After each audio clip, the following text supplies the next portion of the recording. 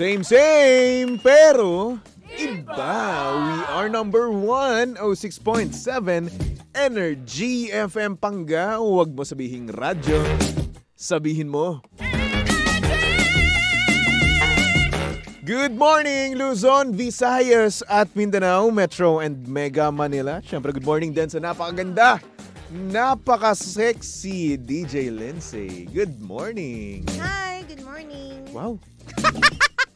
Uy, hindi ka demure. Hindi ka ganun, hindi ka mahingin. Very mindful. Hi! So magandang morning, baby Toby. Hindi bagay sa'yo, wag mong ulitin yun, ha? Ba't kanina, nung good morning ako sa'yo, sabi mo, sweet naman. Hindi, nung inulit mo, ang cringe na eh. Hi, Tingnan morning. Parang hindi ikaw. Oy, grabe ka. Sweet kaya ako and very Sweet ka? demure kaya ako. Kailan? Saan banda patingin? Paramdam? Oy, hindi mo na itatanong. Sweet ako. O, itatanong ko na ngayon, saan? Basta, here. Ikaw, Ano naman? porket puyat ka. Oo, puyat nga ako eh. Kitang-kita naman sa mata ko, di ba? Yes, bakit parang may iba? May iba ano? Ano ba napapansin mo? Hindi ko napapansin. Ito oh. Okay. Oo nga, no? Kaya para tayong ano ngayon. Oo, okay. Ganun pala yun. Oo nga. Kaya pala. Anyway. Yun na nga. Kamusta ka naman, DJ Lindsay? Ay, okay naman ako. Masaya because it's Friday. It's Friday, nako. Ay, ang sarap-sarap nga naman. Magpapahinga ka na naman, di ba? Oo, uuwi na naman ako ng Cavite. O bakit? Ba't parang napabuntong hininga ka dyan? Magpapahinga ako. Magpapahinga ka? Yes. Kala ko aalis ka na naman eh. Bakit? O bakit? Ayaw mo ba? Ayokong umalis ka. Sa Sunday aalis ako. O, di ba? It's Ano? basta. Sige. Di ko ma-splok. It's gonna be a big day on Sunday, you know. Wow, gaano kabig naman yan? Ano, milestone? Milestone! Kapir! Ano ka ba? Ano? I-message kita sa Sunday, no? Kala mo patutulogin kita sa Sunday. Wow, salamat ha. Anong milestone yan? Mag-reply ka ha? Utang na loob ha? Depende kung anong oras ka Hindi yung mag-chat. magre-reply ka lang pag TF yung pinag-uusapan. Eh ba syempre mukha akong pera eh.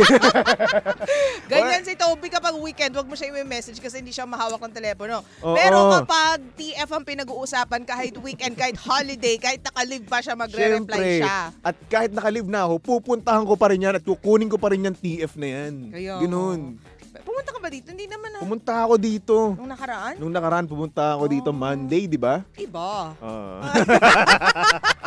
Pumunta ako dito. Naka-live siya pero pumunta siya dito. Di ba? Pumunta ako dito para kunin yung leave. Pero nagtrabaho rin naman ako noon. Nagtrabaho. FYI. Ba't hindi ko naman naramdaman yung pagtatrabaho mo?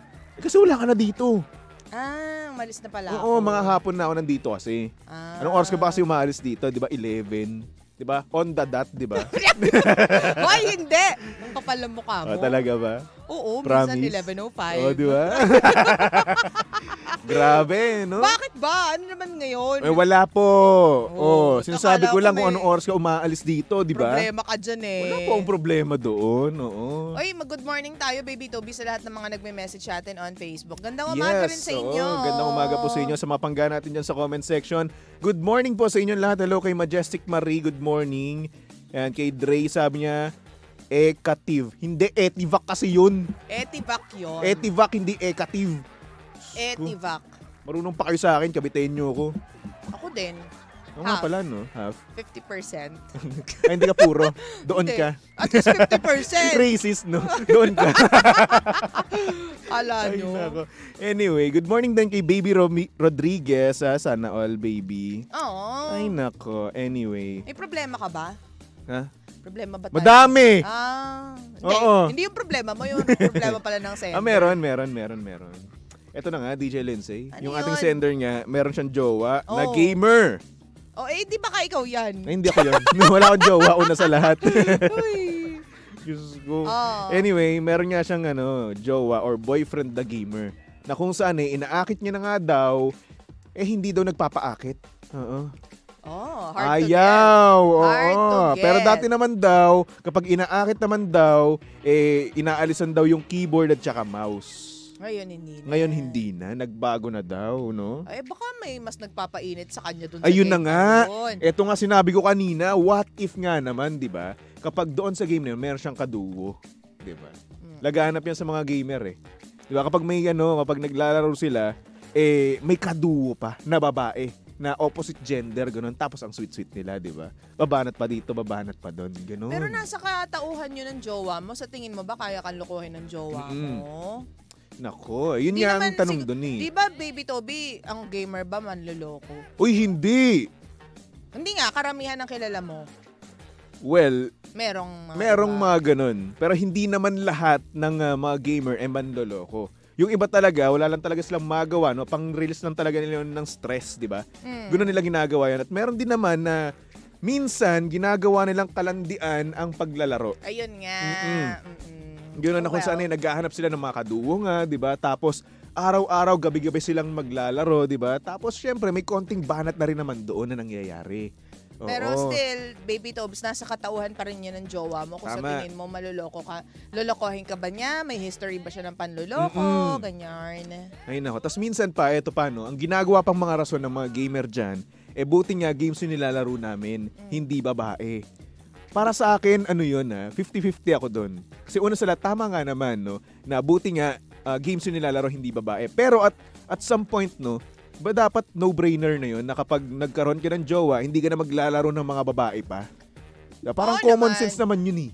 Kaya 50-50 ako. Depende yun, Baby Tob, sa maturity ng tao. Diba? Baka hindi pa siya ganun ka-mature, hindi pa siya ready mag-settle down, kaya nag-explore pa rin siya kahit meron na siyang jowa. Or talagang ganun siyang tipo ng tao, social animal. Animal lang talaga. So, ibig sabihin, hayop, ganun. Diba? So, ang tanong ko naman sa'yo, DJ Lindsay. Ano yon? Habang naiinitan ako, Kuya Rolando, baka naman pwedeng... Naiinitan ka pa rin, ang lamig-lamig na nga. Naka-fan lang yan. Pustahan tayo. Yan, lamig na nga ako eh. Hawakan mo kamay ko. Naiinitan ako. Kita mo, tingnan mo naman, pinapawisan ako, Baby Toby. Touch my hand. Ang lamig. Oh, grabe naman, diring-diri sa akin. Sabi mo, touch lang. Hanap makatouch to. Sa mga pangga natin yung sa radyo, no, grabe makatouch. Buong kamay ko, no, sabi buong palm ko. Lang eh. Ano bang gusto mo? Sabi ko, hawakan mo, di ba? Pinindot lang ng isang daliri. Sabi mo, touch lang. Diring-diri ka ba sa akin? Hindi. Ano bang sinasabi mo? Full of germs ba ako? Anong tanong mo sa akin? Ang sakit mo. Ang sakit Charot. ko? Charot. Anyway, eto na nga. Grammar. Tagalog na nga, bobo pa rin. Anyway, ayun na nga, ang tanong ko naman nga sa'yo, no? What if na yung asawa mo, no, gamer din naman? Oo, gamer yun. Paano pag inaakit mo? Addict na gamer. Paano pag inaakit mo siya? Oo. Tapos umaayaw siya. Ano gagawin mo sa kanya? Kasi basically, ganun yung nangyayari sa sender natin eh. Oo. Igagapos ko. Alam mo, may style yan. Hindi ka mag-aaya ng, halimbawa, nasa middle of the game siya kasi, hindi ka talaga makakascore. Siyempre, kapag bagong ligo, yung tipo nagpapahinga, ganon. Saka ka tumamoves. Ba't ako naliligo rin naman ako, walang gumagapos sa akin. Wala ka namang jowa. Gusto mo ba meron? Maghanap ka na kasi, daming nare-reto sa'yo, ayaw mo naman. Ayoko eh. Kasalanan mo yan. Kita mo. Ako gamer din naman ako, di ba? Naliligo rin naman ako, walang gumagapos sa akin. Gapos niyo po ako. So, ganyan ako. Naka-X yung kamay ko, pataas. Punta ka sa ano? Hindi, ayoko. Baka mabash, baka makancel. Yari ka. So, nasa style lang, nasa timing yan. Sabi nga nila, timing is everything. Uy, timing. Pero nakakainis talaga din yan. Yung tipo, ikaw na yung dumadam, tapos wala kang ano. Kaya nga sabi ko kanina, palay na ang lumalapit sa'yo, hindi mo ba yung tutukain? Ako tutukain ko na yun. Diba? Kanya-kanya kasi talaga. Alam mo, hindi talaga yan ma-appreciate ng mga tao hanggat hindi sila nawawala sa'yo. Tama ka dyan. Kasi isipin mo na, gamer ka na, di ba? And karamihan sa mga gamer, hirap magkaroon ng jowa.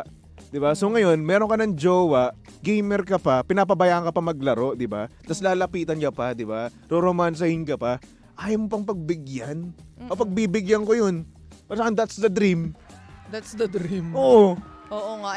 Ano siya, kumbaga pangarap siya ng ibang tao, tapos pangarap lang kita, yung mga ganon. Bakit binabasura ng iba ang siyang pinapangarap ko? Parokya ni Edgar. Hi po. Diba? Tama ka dyan, DJ Lindsay. Alam mo, mag-off ka muna from it. Like, tiisin mo muna. Ganyan. Tapos iparamdam mo sa kanya na hindi mo rin hinahanap. Tama. Kasi para siya naman yung maghabol. Kaso nga lang, ito ay double-edged sword. Kasi baka mamaya kapag hindi nga niya hinanap no, ng kanyang girlfriend ng ating sender, no, baka mamaya nga naman masanay na tong boyfriend niya at hindi na rin maghanap. Puro na lang laro ang atupagin. Alam mo, may rason kung bakit nasa grounds for annulment and divorce yung hindi mo maibigay yung pangangailangan pisikal ng asawa mo. So, ibig sabihin, vital siya sa pagsasama. Tama. Well, hindi pa naman sila mag-asawa technically, but magjowa pa lang sila. So, dapat na ipoprovide nyo yun sa isa't isa, lalo na kung live-in kayo. Oo. Di ba kasi pag live-in, parang mag-asawa na rin. Parang gano'n na rin naman. Parang ito yung trial and error para sa akin na stage ha. Yun yung para sa akin yun. So yun. Dapat mai-provide mo yung pangangailangan ng asawa mo in the flesh. In the flesh. Wow. Hindi nga, totoo yan. Kasi kung hindi mo makuha yon, kausapin mo siya, tapos kung hindi kayo mag-meet halfway, kung hindi kayo magkaintindihan, edi siguro better na mag-part ways na lang kayo. Kasi alam mo sa babae, kapag hindi niyo mo nakukuha yun, iba yung pakiramdam eh. Ano ba, feeling ko, ano ba, ang dumi-dumi ko ba? Nakakadiri ba ako? Bakit hindi mo binibigay sa akin yun? May iba ka na ba? So, ganun ba talaga? At wala kang gana? Ganun ba talaga kayo mag-overthink kapag tumatanggi ang mga lalaki sa inyo? Oo naman, baby. Kaya, yun, yung kumbaga nakakababa ng self-esteem sa mga babae. Ganun pala talaga yun. Kasi kami, kapag tumanggi kayo, magtatampo lang kami. Pero hindi ibig sabihin na nag-isip kayo na baka may iba to, baka nandidiri siya sa akin. Kasi siguro una na sa lahat, nagtitiwala rin naman kami sa inyo. 'Di ba? Hindi naman namin pwede pag-isipan na ay itong girlfriend ko, kaya ayaw na siguro sa akin, meron tong kaanuhang iba. Hindi naman kami ganoon. Depende sa lalaki siguro. Siguro nga depende sa lalaki. May mga lalaki din na nag-overthink. Pero karamihan hindi naman kami ganoon kasi una sa lahat nirerespeto namin kayo kapag ayaw nyo. Okay, wala sa amin yun, di ba? Magtatampo lang kami, di ba? So ano ibig mo sabihin, Toby? Ha? Wala kaming respeto. Hindi, kasi okay. ang pangit naman kasi tignan, di ba? Na kapag lalaki, di ba? Tapos umayaw ka. Kunwari, ikaw, si Kuya Romel, niyaya ka ni Kuya Romel, pinuwersa ka ni Kuya Romel, di ba? Pero ayaw mo. Di ba pangit naman yung tignan? It's never gonna happen. You want it? Let's go! Pero yun na nga, you get my point, di ba? Na kapag ang lalaki nag-push, no, na maggento tayo, na gawin natin to, kahit ayaw ng babae, pangit siya tignan. And mo-consider siya as rape, di ba? Sabagay. Kaya ayun, may respeto namin kayo. Hindi dahil sa sinasabi ko na walang respeto ang mga babae sa lalaki. Kasi wired yung isip natin, Toby, mga lalaki at saka mga babae. Diba? Oo, kayo kasi kung ano-ano iniisip nyo, sangay-sangay, ganun. Kasi kami, karamihan ng mga babae, hindi ko rin pala alam. Pero, I can only speak for myself. Minsan, ginagawa namin yun to connect with you. Diba? To be intimate with you, to connect, mind, body, and soul. Physically, and there you go. I don't know that. Pero yung, alam mo yun, ang mga lalaki kasi, ewan ko din ginagawa ninyo yan for pleasure. Pareho naman, both sexes naman. It's for love. For love and pleasure. Yes. And connection. Yes. So, ano yung sa amin ganun-ganun lang? So kapag hindi yun namin nakukuha or hindi yun na ibibigay, mag-iiba talaga yung isip ng mga babae. Iba talaga ako. Mag-iiba yung isip ko kapag ganun. Ba't di ka pinagbibigyan ng jowa mo? Ano meron? Baka kasi di ka naliligo, di ka nagdi-deodorant. Ganyan. Deodorant. Uy, malay mo din, may factor yun, baby Toby. Sabagay, Sa sobrang tagal na nila magkasama, baka nakakalimutan na nila mag-ayos. Naging komportable na, di ba? Oo. Na kapag, eto, tagal na naman kami. Okay na ako hindi mag-deodorant. Okay na ako hindi maligo, magsipilyo, ganun. Oo. Yan din yung ilan sa mga benefits ng, having someone na kahit mukha kang basura, alam mo na. Tatanggapin ka pa rin talaga. Tatanggapin ka, yayakap pa rin sa'yo. Diba kahit na hindi ka mag-ayos. May makakaduo ka pa din sa gabi. Diba? Kaso kapag single ka, wala kang kaduo sa gabi. Oo. Pero, yun nga. Pero, double-ended sword din siya kasi sobrang komportable ninyo sa isa't isa. Hindi mo napapansin. Ay, baka hindi na siya attracted sa akin. Tama. Baka komportable na lang siya sa akin. Oo nga. Diba? Yung tipong wala ng spark, diba? True. Parang ganun. Kasi nangyayari yan sa mga magkarelasyon eh. Na together kayo, diba? Magkarelasyon kayo. Pero sobrang tagal nyo na, nawawala na yung spark. And yung spark pa naman, para sa akin yung spark pa naman, ang mahalaga sa isang relasyon kasi kung may spark kayo, no, kahit na palagi yung nag-aaway, andyan pa rin pipiliin nyo pa rin yung isa't isa eh. True. Kasi komportable na kayo, may spark pa kayo, ay naku, habang buhay na yan. Diba? Ganun. Ganun ko siya nakikita. Ang saya no. Dapat may isang laging sweet kahit yung isa nonchalant. At may isang mangungulit. So ikaw, pagdating sa relasyon nyo, nonchalant ka ba o sweet? Halo. May times na nonchalant ako, may times na sweet ako. Pero ano yung mas lamang sa dalawa? Sweet siguro. Sweet. Oo. Tingin ko yung nakikita ko sa'yo. Sweet kang tao. Yung tipong kung ano-ano ginagawa. Sa ibang tao lang, syempre, wala naman. Alam ka naman mag-sweet ka rin sa ibang tao, di ba? Hindi, syempre, sa asawa mo naman. Oo nga. Eto. Ikaw din sweet ka feeling ko. Sweet ako. Medyo sobrang clingy, sweet ganun. ka. Hindi mo pa nga jowa. Hoy! Okay, hanggang doon na lang ako. Anyway, mapangga, susunod na napakaganda, napaka-sexy DJ Lenzay para sa programang Lihim ng Liham. And of course, nakasama at nakalandian ng hot baby boy ng radyo. Walang iba kung hindi si Baby Toby. At syempre si Baby Toby ay pwede yung stalk at i-follow sa lahat ng kanyang social media accounts. Hanapin nyo lang, Baby Toby 1067, okay? Okay! Init na init ka ba? Oo. Sorry kasalanan ko. Okay, Ang hot accepted. ko kasi. So may buhos ko sa ito. Yung iinumin kong tubig. Ay nako, tumutok lang dito sa estasyong same, pero iba. We are number 1, 6.7 Energy FM Pangga. Huwag mo sabihin ng radyo. Sabihin mo. Di man na